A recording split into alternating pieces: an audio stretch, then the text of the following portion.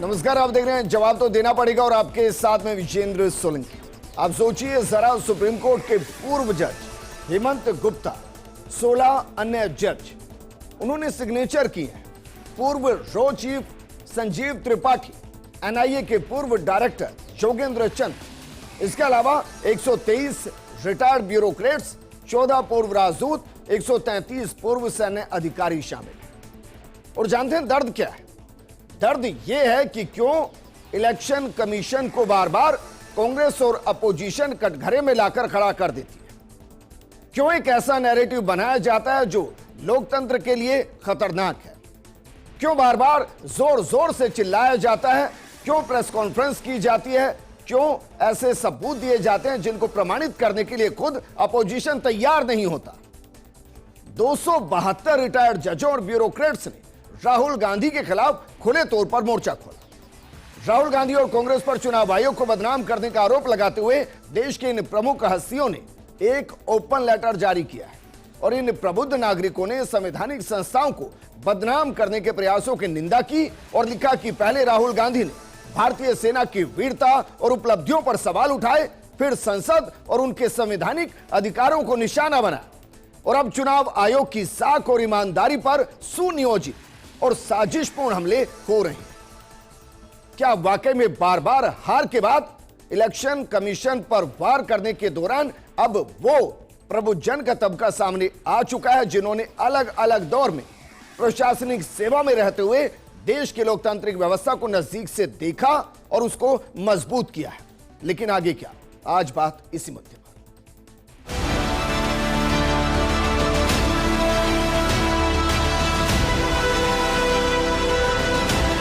राहुल गांधी जो लोकतंत्र को बचाने के लिए मजबूती से लड़ रहे हैं।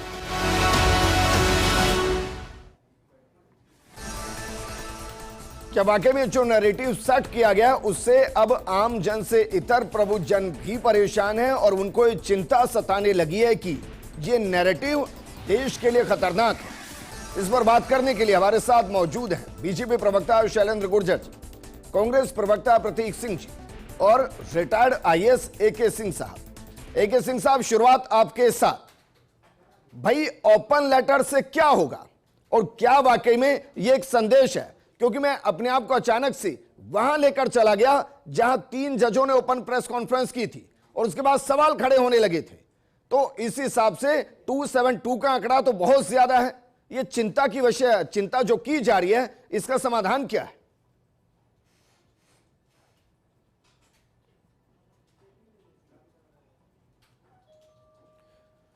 एके सिंह साहब, वापस मैं आपके पास आऊंगा, लेकिन प्रतीक, क्या वाकई में जो कहा जा रहा है, जो ओपन लेटर लिखा गया है, उसके बाद कांग्रेस ये सोचने पर क्या वाकई में मजबूर नहीं होगी या मंथन नहीं करेगी कि भाई हम बार बार रिपीटेडली हार रहे हैं, हमारा कोई एजेंडा नहीं चल रहा है? दैट मीन्स कि कॉमन मैन को पता है कि हकीकत क्या है और हमें उसके साथ ही आगे बढ़ना चाहिए।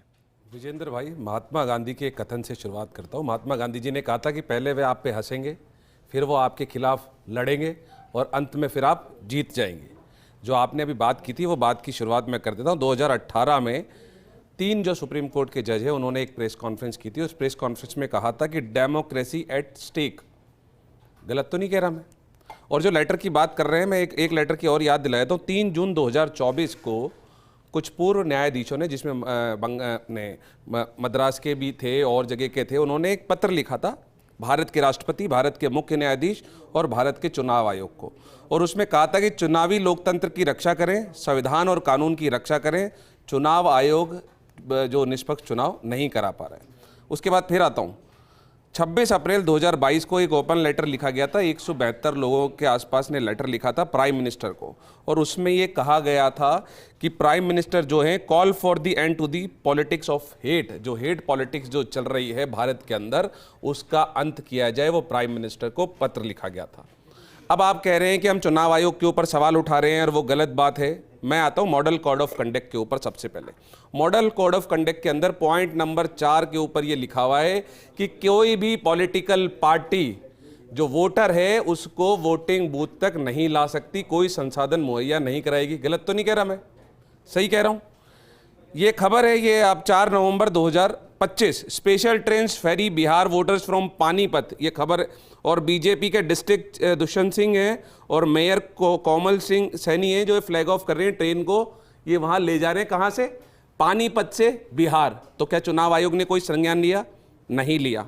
फिर अब आता हूँ जीविका दीदी पे। जीविका दीदी एक स्कीम लॉन्च की गई, 1,35,00,000 महिला, मतलब हर सीट पे लगभग 56,000 महिलाओं को 10,000 रुपये उनके खाते में डाले गए। और सिलसिलेवार भाई आप देख लीजिए कि 6 नवंबर को वोटिंग थी तो 31 अक्टूबर को डाला गया, फिर 11 नवंबर को वोटिंग थी तो 7 नवंबर को डाला गया, और उसके बाद फिर डालना था 12 नवंबर को, तो 12 नवंबर को डाला गया?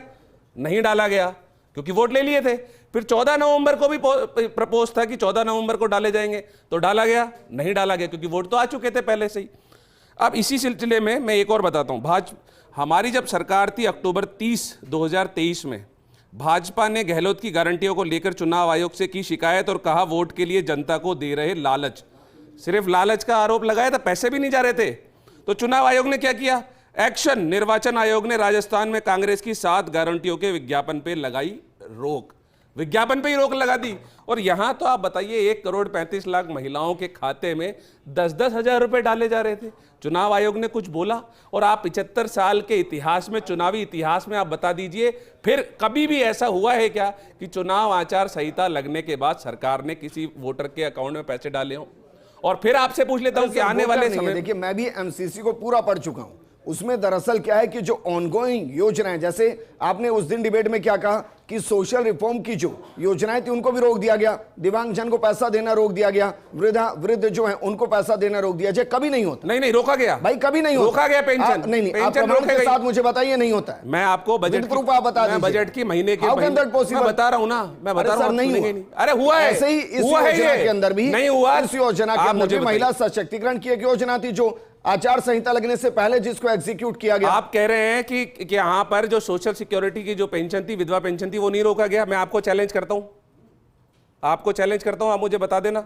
मैं आपको बजट की जो हर महीने जो खर्चा होता है उसकी बता दूंगा। आप निकालिए, बाद में विधानसभा में जो जवाब दिया वो निकाल दूंगा। मैंने जो एमसीसी को पढ़ा उसके अंदर नहीं, एमसीसी नहीं, मैं बोल रहा हूं राजस्थान सरकार का पैसा रोका गया कि नहीं रोका गया। कोड ऑफ कंडक्ट मैं पूछ रहा हूं आपसे कि जो उसके अंदर कहीं नहीं है मेंशन, जो पेंशन रोकी गई थी, उसमें स्पष्ट लिखा हुआ है। मैं आपसे पूछ रहा हूं, चाहे वो दिव्यांगजन की पेंशन हो, चाहे वृद्ध पेंशन हो या बाकी पेंशन हो, कुछ नहीं रुकती है। आपसे मैं पूछ रहा हूं रोका गया? नहीं, रोक नहीं सकते। आपसे पूछ रहा हूं रोका गया था कि नहीं रोका गया? के दौरान आप नए ऐड ऑन नहीं कर सकते। मैंने बोल रहा हूं रोका गया था, ये जरूर है। रोका गया था कि नहीं रोका? आप बताइए ना। रोका गया था। और फिर मैंने कर रहे हैं ये सात बताइएगा। ये 7 शैलेंद्र गुर्जर जी, ये 7 गारंटी, इसमें तो कोई पैसे नहीं दे रहे।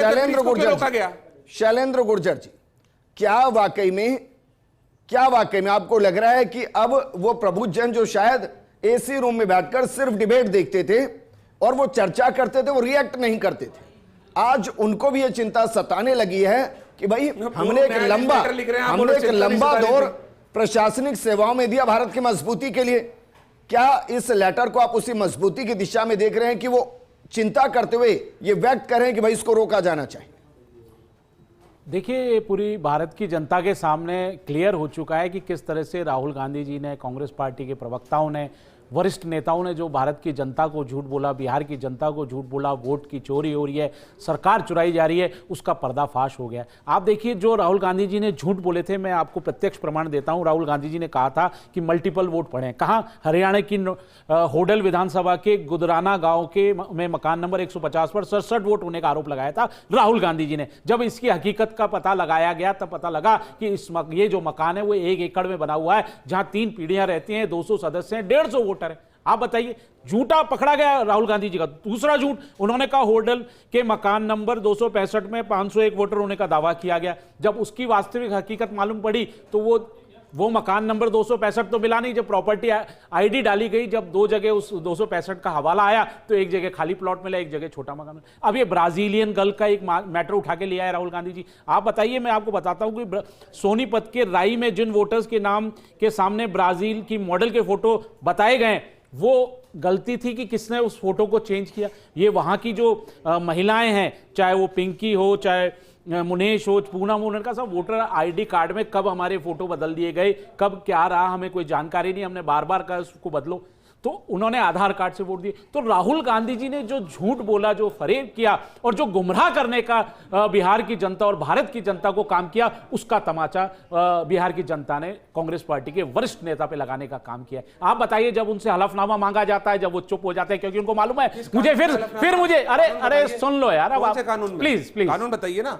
हलफनामा मांगा जाता है तब फिर पीछे हट जाते हैं। उनको मालूम है मैं कानून की पेचीदगी में जाऊंगा, मैंने झूठ बोला है, मुझे सुप्रीम कोर्ट कटघरे में खड़ा कर देगा, मुझे कान पकड़ने पड़ेंगे, मुझे माफी मांगनी पड़ेगी। तो ये पूरा राहुल गांधी जी का एक चरित्र बन चुका है, वो किस तरह से लगातार झूठ बोलते हैं। इसका तो परिणाम आ चुका। मेरा कंसर्न है कि क्या आपको लगता है कि अब जो प्रबुद्धजन जिन्होंने एक लंबी सेवाएं दी हैं वो भी अब एक्टिवली आगे आ रहे हैं?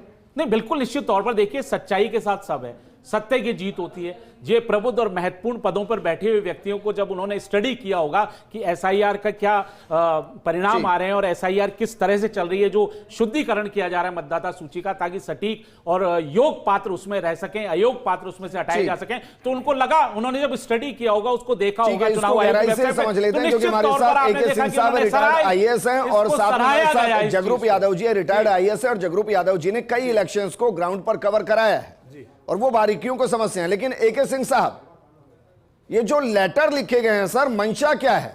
क्या ये दर्द है कि भाई हमने ब्यूरोक्रेसी में रहते हुए, अलग अलग प्रशासनिक सेवाओं में रहते हुए भारत की लोकतांत्रिक व्यवस्था को मजबूत किया और अब बिना प्रमाण के आरोप जो लग रहे हैं उसे वो पूरी व्यवस्था लड़खड़ा रही है? क्या महसूस हो रहा है क्या ऐसा? बिहार में तो ऐसा लगा नहीं सर। जी विजेंद्र जी, ये जो पत्र जिसके बारे में आज बात हो रही है, इसमें सीरियल नंबर 78 पे मेरा दस्तखत है, मैं भी इसका एक सिग्नेटरी हूं। ठीक, आपने जो एक बात अभी कही थी कि क्या ये सब जो देश में हो रहा है राहुल गांधी जी के नेतृत्व में, क्या आपने एक टर्म यूज किया था, क्या एक ये सुनियोजित साजिश है? बिल्कुल सुनियोजित साजिश है, और इसलिए मुझे कहने में कोई शक नहीं है कि ये जो पत्र है ये देश प्रेमियों द्वारा देश विरोधियों एवं देशद्रोहियों के विरुद्ध एक आह्वान है। अब इसे पूरी तरह से समझने के लिए मुझे आप 2 मिनट का समय दें। देखिए, देशद्रोही है। देशद्रोही शब्द बहुत भारी हो गया सर। भाई अगर देशद्रोही है तो सीधा नहीं, मैं समझाऊंगा चाहिए राहुल गांधी पर। नहीं, मैं समझाऊंगा। बिहाइंड द बैरक कीजिए। मुझे एक आप अपनी बात कहिए, लेकिन मैं कह रहा हूं कि भाई वो LOP भी हैं, तो शब्दों का चयन सही हो बस। नहीं, बोलिए सर, बोलिए। देखिए, LOP, अगर इस पे अपन बहस पे नहीं जाए, मैं सीधे उस पे बात पे आ रहा हूं। ये जो सुनियोजित साजिश जो है, इसकी थोड़ी सी हिस्टोरिक ऐतिहासिक पृष्ठभूमि देखनी पड़ेगी, और ये ऐतिहासिक पृष्ठभूमि करीब 2-2.5 हजार साल की है। भारतवर्ष पे 2-2.5 हजार से विभिन्न प्रकार के आक्रमण हो रहे हैं, या तो भारत को कब्जा करने के लिए या भारत को तोड़ने के लिए। वर्ल्ड वॉर 2 के बाद जब भारत आजाद हुआ है, उसके बाद 3 शक्तियां हैं जो भारत को तोड़ना चाहती हैं, और वो शक्तियां हैं, एक तो इस्लामिक शक्तियां हैं, दूसरा जो वेस्टर्न कंट्रीज जो हैं, जो कैपिटलिस्ट कंट्रीज हैं, और तीसरा जो कम्युनिस्ट है। ये तीनों मिल करके जो है भारत के टुकड़े टुकड़े करना चाहती है। इसी संदर्भ में अगर आप देखेंगे कि जब 2014 तक तो सो कॉल्ड जिसको बोलते हैं कि मतलब कि खान मार्केट गैंग या लुटियंस गैंग, उनको जब उनकी चलती थी, उनका वर्चस्व था, और उसके बाद 2014 में मोदी जी आए हैं, उसके बाद क्या हुआ है कि इन्होंने पूरी कोशिश की है, इनकी पूरी कोशिश ये रही है कि पूरे देश में नकारात्मक फैलाई जाए और नकारात्मक के आधार पर अराजकता फैलाई जाए, और विदेशी शक्तियों के साथ जो है इस सरकार को किसी तरह से हटाया जाए। आप देखेंगे कि राहुल गांधी जी के जो वक्तव्य रहे हैं पिछले कुछ महीनों में, ये जब विदेश जाते हैं तो ये कहते हैं अमेरिका और इंग्लैंड को कि आकर के आप हमारे भारत में प्रजातंत्र को बचाएं। ये कहते हैं कि साहब भारत में प्रजातंत्र नहीं है। ये कहते हैं कि भारत में मोदी जी को तो शर्म आती थी भारत में रहने पे, माचिस लगाने की जरूरत है। और फिर ये कहते क्या है कि मतलब कि भारत में नेपाल जैसा और बांग्लादेश जैसा जैन जी ने जिस तरह से किया है, उस तरह से जो है भारत में किया जाए। फिर झूठ बोला जा रहा है। सीधी सी बात यह है कि अगर इलेक्शन कमीशन के में कुछ त्रुटियां हैं, तो इन त्रुटियों के खिलाफ न तो इलेक्शन कमीशन के पास और न ही किसी न्यायालय में इन्होंने आज तक एक भी शिकायत या अपील की है। तो इनका इंटेंट बहुत क्लियर है कि ये देश के जो संविधान के अंदर जो इंस्टीट्यूशंस हैं, उनके विरुद्ध जो है आम जनता में नकारात्मक फैलाना और उसके आधार पर अराजकता फैला करके देश में जो चुनी हुई सरकार है, जो प्रजातांत्रिक सरकार है, उसको किसी तरह से गिराना। ठीक है, इसलिए मैं जगरूप ये यादव कह रहा हूं, जी, भाई देश इसको किस विरोधी और तरीके से देख देशद्रोही। रहे हैं? क्योंकि मैं इसको इस नजरिए से देख रहा हूं कि जनता सब जानती है जी, और जनता सब जानती है, इसलिए उसको बहुत फर्क नहीं पड़ता कि कौन क्या नैरेटिव सेट कर रहा है। क्योंकि अगर नैरेटिव से फर्क पड़ता तो आज परिणाम बहुत अलग होते, स्थिति बहुत अलग होती। बिल्कुल। इसलिए क्या वाकई में इलेक्शन कमीशन को मैं उस नजर से भी देखूं कि वो सिर्फ फोकस इस पर कर रहा है कि मैक्सिमम मतदान कैसे कराया जाए, पारदर्शिता कैसे लाई जाए, भरोसा कैसे और मजबूत किया जाए, ना कि इस जवाबदेही में पड़ने पे ही कि उस पर कौन कौन से एलिगेशन लग रहे हैं, क्योंकि जनता जवाब दे रही है। विजेंद्र जी, सर्वप्रथम तो मैं ये कहूँगा कि सूरज में लगे धब्बा फितरत के करिश्मे हैं, बुत हमको कहे काफिर अल्लाह की मर्जी है। आप इस सारे परिदृश्य को देखिए तो मैं नहीं समझता कि ये बचकानी बात है कि आप मतदाता सूची का शुद्धिकरण हो, कोई अमुक दल उसको लेके इस तरह की व्यापक भ्रामक धारणाएं फैलाए कि सब मतदाता सूची में ये त्रुटि है, वो त्रुटि है। मतदाता सूची का जो अपग्रेडेशन होता है वो सारे राज्यों के स्थानीय अधिकारी कर्मचारी मिलकर करते हैं। BLO करते हैं, ERO करते हैं, डिस्ट्रिक्ट इलेक्शन ऑफिसर करते हैं। इसमें सीधे तौर पे ये बात सही है कि निर्देशन में और सुपरविजन में चुनाव आयोग के होता है, लेकिन करने वाले अधिकारी सब स्थानीय होते हैं जी। तो वो सबकी मिली भगत हो और मतदाता सूची में इस तरह की जो पुनरीक्षण होता है, चाहे वो गहन हो या सरसरी हो, उस पे प्रश्न उठाना मैं समझता हूं कि गलत है। और इसी चिंता के चलते प्रबुद्ध जनों ने इस तरह का आशय का लेटर लिखा जो किंचित अर्थों में बिल्कुल सही बिल्कुल। और कुछ चीजें निर्वाचन आयोग है सर, हरियाणा का उदाहरण लीजिए। हरियाणा में कहा कि 25 लाख फर्जी वोटर हैं, मतलब हर चौथा वोटर फर्जी है। नहीं,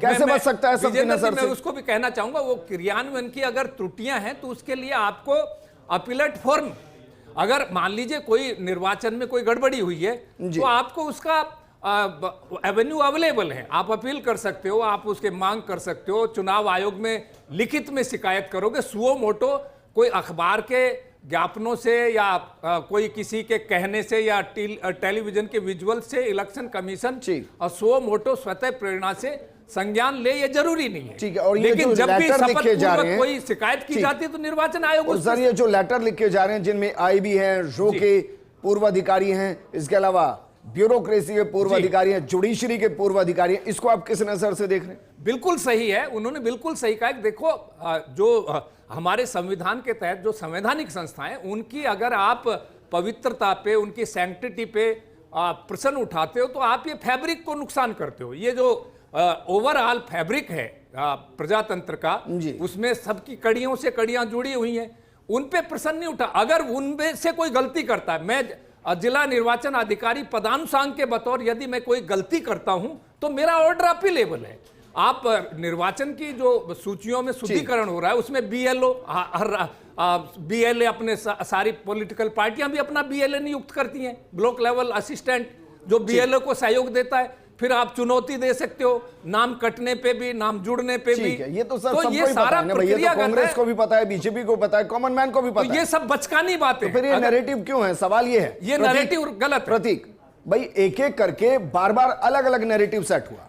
जनता शायद इसलिए भी भरोसा नहीं करे क्योंकि एक नैरेटिव सेट होता है, उसके बाद नया नैरेटिव आ जाता है, उसके बाद फिर तीसरा नैरेटिव आ जाता है, फिर चौथा नैरेटिव आ जाता है। प्रमाणित कुछ नहीं करती है कांग्रेस। तो कहां कर रही है भरोसा जनता? विजेंद्र भाई, विजेंद्र भाई नहीं कर रही सर, वही तो समस्या है। विजेंद्र भाई नया नैरेटिव लेकर आते हैं। कितनी बचकानी बातें वो मैं अभी आपको बताता हूं।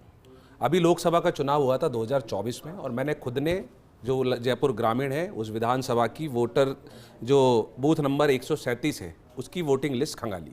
ठीक। और उसके बाद में मुझे, क्योंकि ज्ञानेश कुमार जी का ज्ञान था कि 00 नंबर ऐसे हो सकते हैं जो लैंप पोस्ट के नीचे सो रहा हो, तो मुझे उनके ज्ञानेश कुमार जी के ज्ञान के ऊपर कुछ चीज़ें मिली कि 130 वोटर मतलब 1320 कुछ कुल टोटल वोटर थे, उसमें से 130 वोटर मतलब लगभग 9% वोटर उनके मकान नंबर है 999999। तो क्या ये पॉसिबल है क्या? आपसे नहीं पूछो। है, बिल्कुल नहीं। तो फिर कैसे हैं?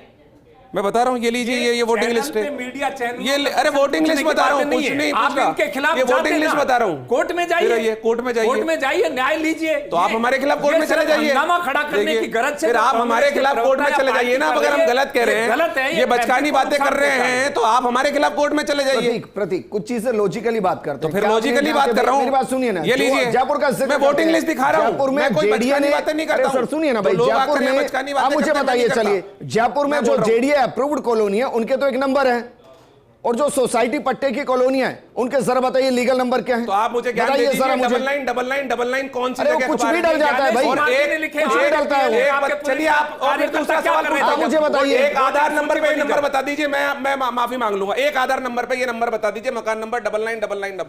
एक आधार नंबर पे बता दीजिए। सारी आधार पे नहीं होंगे, सिर्फ वोटिंग लिस्ट में ही होंगे। सो रहे थे आप, देखिए जब आप ऑब्जेक्शन करते, जब आपको सूचियां चोर चोरी करके बोले आप सो रहे थे, मकान मालिक बोले हम कुछ नहीं करेंगे, आप पकड़ लेते चोर को। अरे पुलिस क्या कर रही थी, चुनाव आयोग क्या कर रहा था, बता रहा हूं ना, मैं सबूत दे रहा हूं। ये बोल रहे बचकानी बातें कर रहे थे, ये गलत है। चलिए चुनाव आयोग को बोलिए, विजेंद्र भाई फिर बताता हूं। जो आप बोल रहे हैं कि ब्राजीलियन, कब की बात कर रहे हैं आप? कब की बात कर रहे हैं आप? मैं तो अभी की बात कर रहा हूं, अभी खोल लीजिए, अभी खोल लीजिए। आपने कब चेक किया है? ये लीजिए, मैंने ट्वीट तो किया आपका वहां का बीएलओ सो रहा था, मैंने ट्वीट किया हुआ है, और जब वोट पड़ रहे थे तब नहीं दिखाई दे रहा था क्या? 2025 को ट्वीट, और जब एक महीने पहले वो लिस्ट आई तब दिखाई नहीं दिया, 15 दिन पहले तब लिस्ट आई तब दिखाई नहीं दिया। अच्छा 24 घंटे पहले वो कैसे वोटिंग से वो, मतलब 24 घंटे पहले वोटिंग से वो लिस्ट आई तब दिखाई नहीं दिया। तो बोल रहे हैं कमाल कर रहे हैं, नहीं दिया, चोरी हो गई, कमाल कर रहे हैं, कोई चोरी नहीं हुई है और कोई भरोसा नहीं कर रहा है। समस्या यही है, नहीं करेगा। आप देखिए ना, बिहार में भरोसा किया क्या? अरे अंता में किया ना, अंता में कांग्रेस के कार्यकर्ता लीडरों को यही सुनना था। राहुल गांधी जो बिहार में वोट चोरी का आरोप लगाते हैं, वो प्रमोद जैन भैया जी के मुंह से हाथ से मिठाई खाते हैं और मुबारकबाद देते हैं कि बहुत बेहतरीन, और अंता के अंदर प्रमोद जैन भैया बयान देते हैं कि बहुत निष्पक्ष चुनाव हुआ। मैं बोलूं, जहां जीत गए वहां निष्पक्ष है, जहां हार गए वहां वोट चोरी हुआ।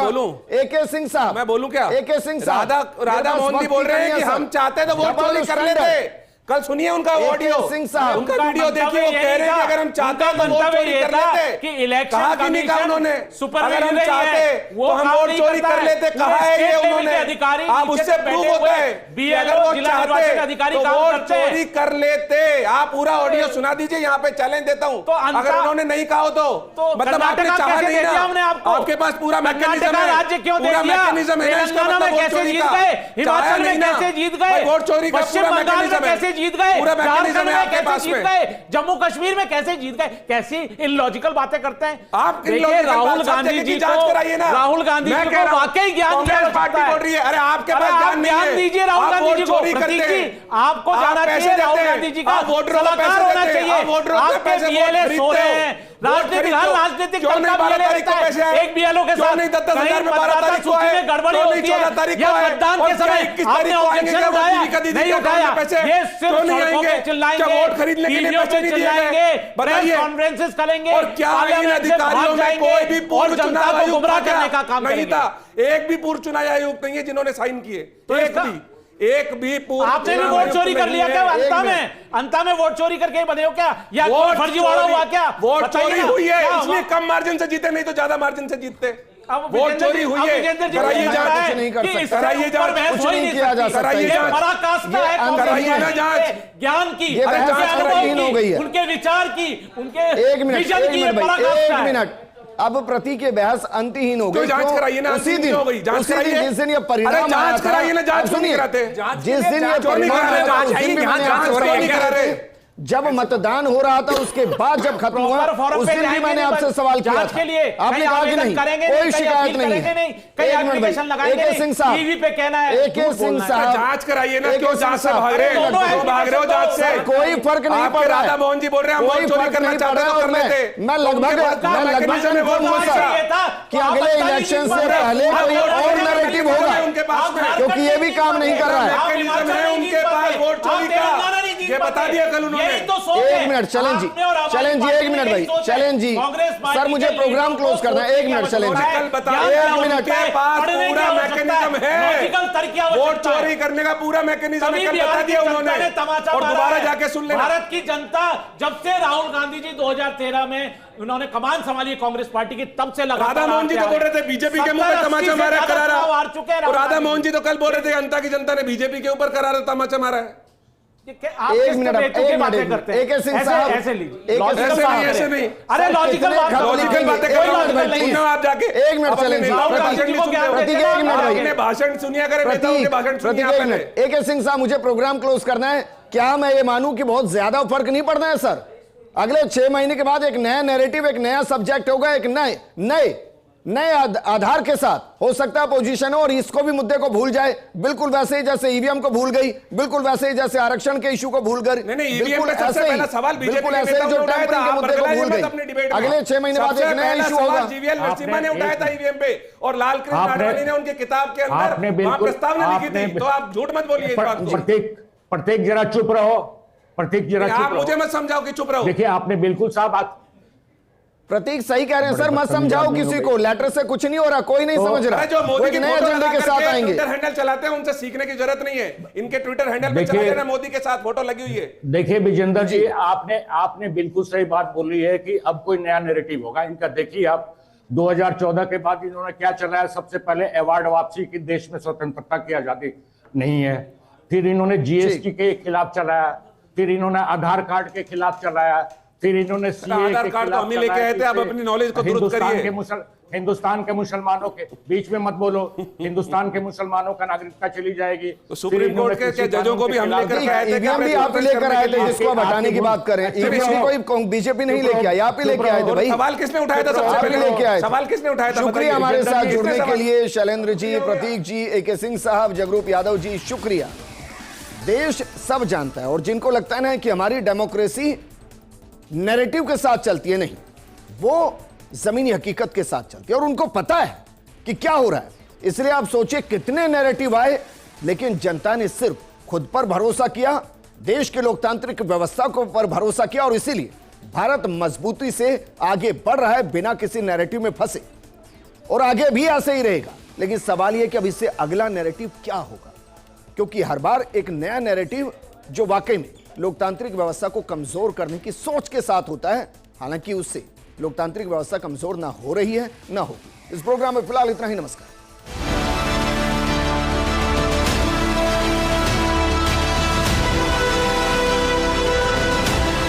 राहुल गांधी जो लोकतंत्र को बचाने के लिए मजबूती से लड़ रहे हैं,